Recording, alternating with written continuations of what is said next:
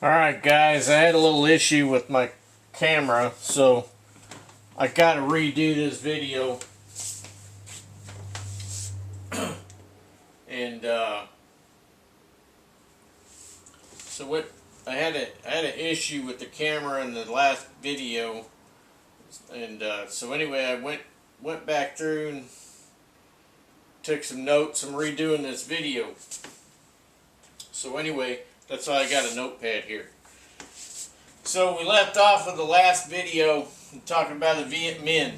Viet Minh, eventually, they became known as the Viet Cong in Vietnam. Viet Minh means freedom fighter, and then Viet Cong meant red Vietnamese, which they saw Viet Cong as an insult, right, rather than being called Viet Minh. But anyway, it doesn't matter. I'm just clarifying that terminology for you. But anyway, the Viet Minh, they took direction from your NVA regulars. Now I'm going to tell you right now up front, I'm not an expert on Vietnam. I'm not a war historian or anything like that. But the thing is that Vietnam should be studied because there are so many takeaways from that conflict, right, that are applicable even to today in modern times. So why is Vietnam, why is that whole situation, Vietnam, why is that so important even up to today? Why is it studied even up to today? Because to answer that question, we have to go back. We have to go back to World War II, right? So after World War II, Charles de Gaulle decided, after Second World War, he decided that it was time for France to go back to Vietnam, right? To reestablish and reclaim Vietnam as a French colony. That's what he said, well, this is what we're going to do, right? And why? Because they wanted the rubber tree plantations. They wanted that. That's the source of income, so they could go in and exploit it, and so on, right? But the thing is, Ho Chi Minh said, screw you. He said, we're done. We're done with that. He said that wasn't going to happen, right? So Ho Chi Minh decided that he was going to rally the people. And how did Ho Chi Minh rally the people? Well, I'll tell you how he did it. He was believe it or not, he was a big follower of George Washington and the founders of the United States. And he read the Declaration of Independence. He'd studied it. And he read the Declaration of Independence basically off to the Vietnamese people. So he basically just used this Declaration of Independence as a template and even plagiarized the Declaration of Independence because it's so good, right? He used it as a model to rally the Vietnamese people. So what was that all about? Well, that was about winning their hearts and minds of the Vietnamese people. So after a little bit, the French wanted back in, but the Vietnamese weren't having it. So they were done. They were done being subjects of France, right? So the French, they were still adamant they were going to retake Vietnam reestablished Vietnam as one of their colonies. They sent in the Paras. They sent the Paras in, Dien Bien Phu. It was not good. A lot of guys died.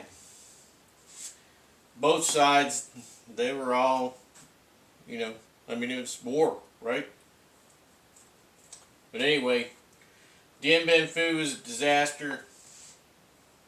French eventually said, okay, this is just too much. They went home. So, what does any of that have to do with any of this? Well, see this old pith hat here? This is a French style pith hat. Now this pith hat is a French style. In the British style, it's longer in the back. This is a real pith hat. You dunk it in water, and it soaks up the water and keeps you cool, right? So anyway, in the North Vietnamese army, they would use these pith hats, and so they got that from the French. So here's the thing about the Vietnamese, right? The Vietnamese, they were intelligent. They would adopt things from other cultures to better themselves. So even though they did keep the French out the second go round, even though that happened, they respected the French. Matter of fact, you go there today, you can still speak French in Vietnam. There's so many French speakers there, francophone, right? So, tiger stripe uniform that everybody's so familiar with. Vietnamese, they were inspired again by the French. The French camouflage pattern, the F1 lizard pattern. I've worn a couple of sets of those out, and gave one set away. That one was for a different situation. That had gray in it. But anyway, those tiger stripes, they came from the F1 lizard pattern. Again, emulating something that worked. Okay, tiger stripes are emulating something that worked. And then where was I going with that? Well,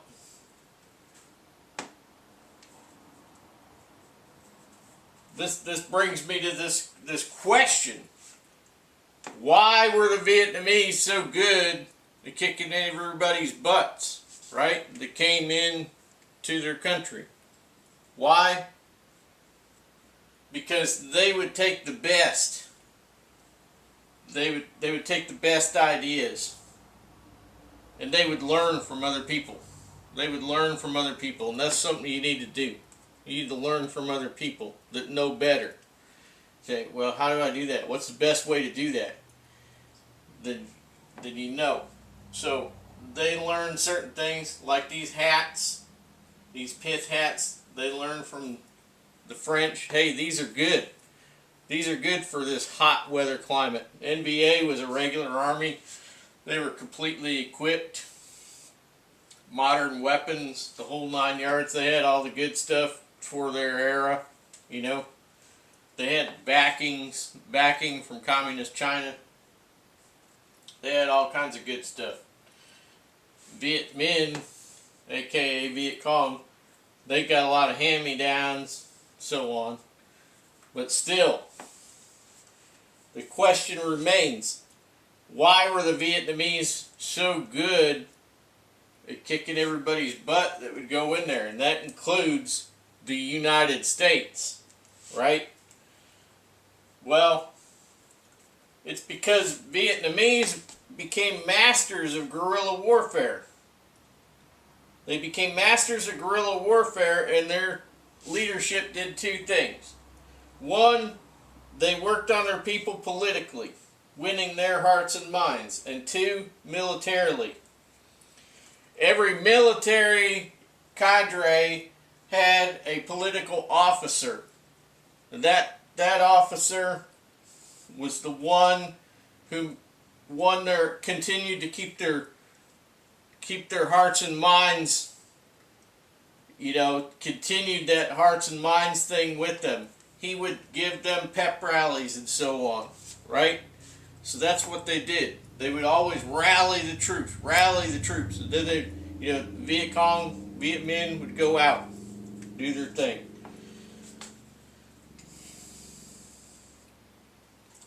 They built tunnel systems with hospitals and mess halls and so on, so that they could go somewhere and lay up for a while, recuperate, get fed, get fixed up, and go back out to war.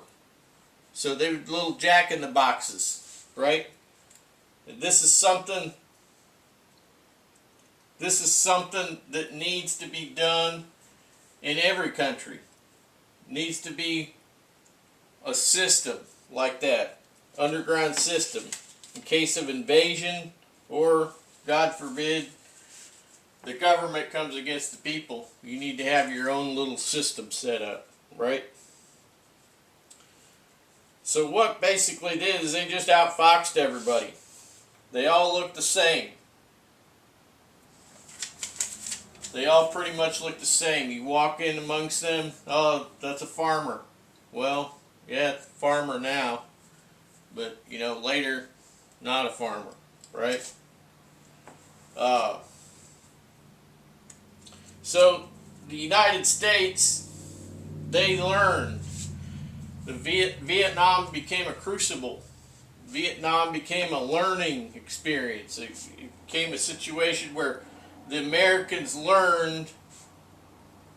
got a first-class instruction in guerrilla warfare. And then they started having to behave just like the people that they were fighting, right? They just started emulating the Vietnamese, using tactics and so forth, guerrilla warfare tactics. With guerrilla warfare, you can wear plain clothes, or you can wear mission-specific clothes.